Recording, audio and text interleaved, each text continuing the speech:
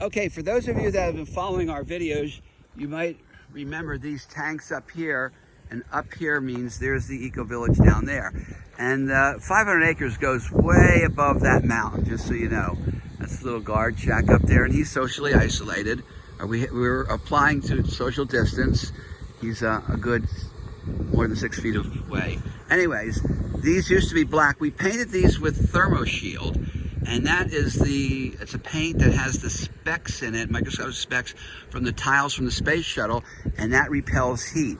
So now we won't have hot water going to our hemp plants because of that Thermoshield. Okay. Now here's the line. Now I notice that there's water shooting out, which particularly I love, because then right in this section we can do a whole bunch of flowers with this water.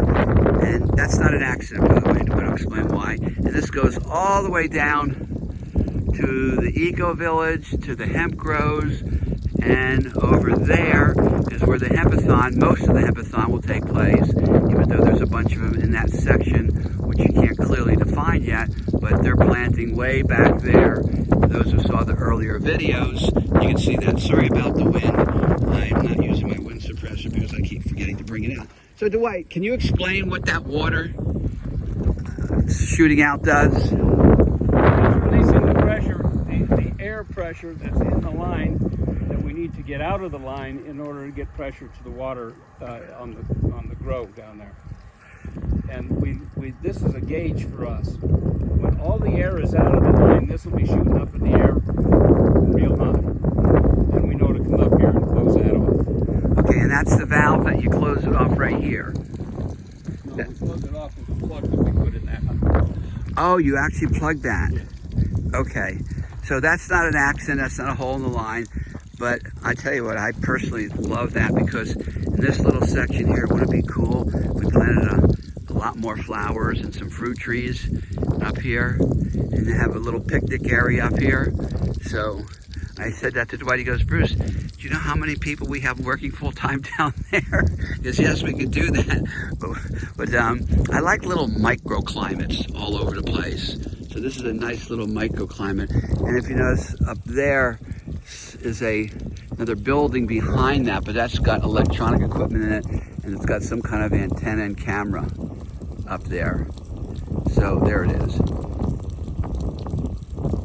Anyways, again, sorry about the wind. Stacy bought me a wind suppressor, and I never remember to bring it, but I will soon. Stacy, when you see this, remind me when you come out tomorrow to bring my wind suppressor. Okay, so anyways, here's the view from about halfway up high of the Veteran Village Kids community. We're, like I said, we are socially isolated out here. We do adhere to social distancing. Whenever anyone comes out to be a part of the Hempathon, they have to remain socially isolated for at least 2 weeks before, in 2 weeks you're working on your 1 acre of hemp, of course, and getting your field ready and bringing your soil in. So, and you can see the utter and total